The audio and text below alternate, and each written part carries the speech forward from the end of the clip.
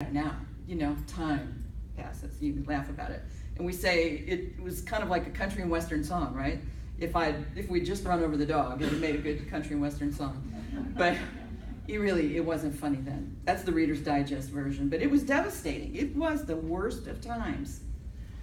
But it was also the best of times, because those are the times when you learn to trust God, when you just got nothing of your own. And he was trustworthy. He comforted us. He provided for us. He gave us hope. He surrounded us with friends. We would read the Bible, and it was like it just was on fire when we were reading it. And like the CD that we have back there, most of the songs that are on there we wrote during that time period. It's during those times where you really grow and that he reveals his treasures to you.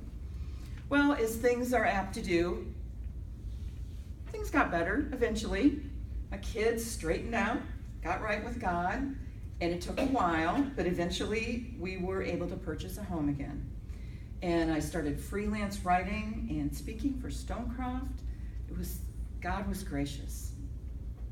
But I still struggled with that feeling of just carrying the world on the back of my shoulders. So I have control issues. Anybody else?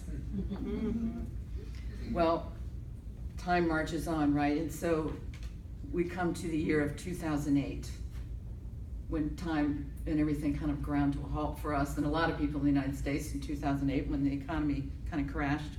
And at that time, my husband was in the financial business. Well, he went from holding these big, huge seminars and everybody showing up in a room like this to nobody, right? And so in what felt like the blink of an eye, but actually took a couple years, everything kind of spiraled downward for us, and we got a foreclosure notice on my dream house that we just remodeled. Well, this time we were like, oh, God was so faithful the last time. We are, this will be fine. We'll be fine. This is good. Roger started a new business. It was going good. We applied to the bank for a loan restructure. Everything was looking great. And then I go to the mailbox one day and I open this letter from the bank. Then it says, we're so sorry, but you have identity theft. Someone had used my husband's name on their tax returns. And so everything ground to a halt. No loan, no house, no idea where we were going to live. And this time, the dog actually did get run over. Now, there was a song that I was tempted to sing during that time, that old country song, Gloom, Despair, and Agony on Me. You know that? Deep, dark depression. Hey, I was already prone to depression. I didn't need all this. So that's always the temptation, right? Be sad. It's okay to be sad. Be mad. Give up. But did you catch that phrase, what the bank said to us? Identity theft. That's what this whole situation was about. That's what it had always been about. My identity. Not feeling enough, not feeling safe, always trying to hide. Well, there's a verse in Psalm 91. It says, if you make the Lord your refuge, no evil will conquer you. It doesn't say there's not going to be any evil. It says it won't conquer you. And it also says if. It's a choice. If you make the Lord your refuge, not your house, your health, your husband. What I finally figured out was, the devil didn't want my house, really. He wanted my heart. He wanted my identity as a child of the Most High God. Accepted, blessed, highly favored, daughter of the King, forgiven, free. In the book of Zephaniah, it says that I'm sung over, that I'm safe.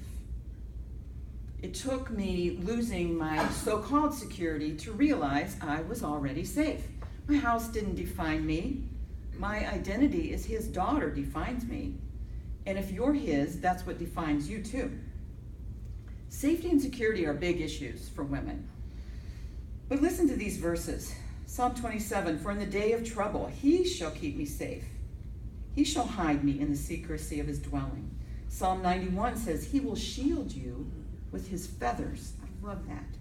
His faithful promises are your armor and protection. We're already safe.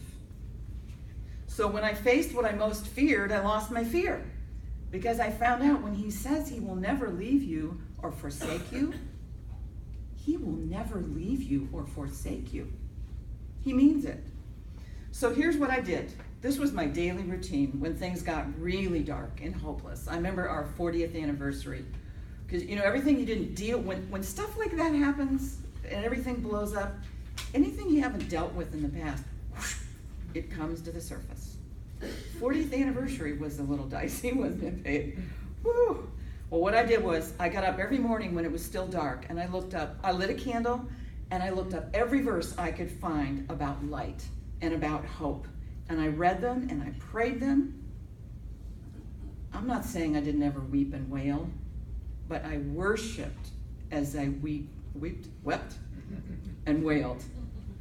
There's a word for that in the Bible. They call it lamentation. I might also have binge watched 3 seasons of Downton Abbey during that time period. Mostly though I prayed.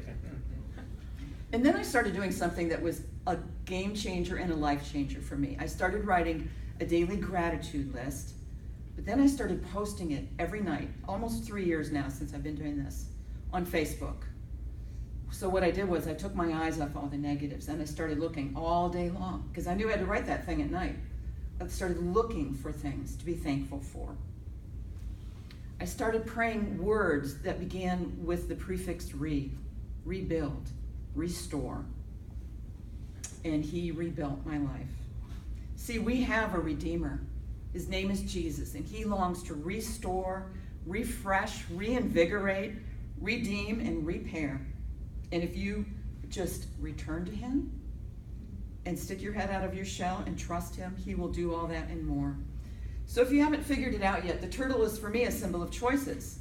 You can advance in life and go forward, or you can retreat. You can connect or you can disconnect. You can be courageous or fearful. You can worship or you can whine. And I think I'm going to get a bumper sticker, and you can tweet this if you're tweeters on Twitter. You can whine and decline, or you can praise and be raised.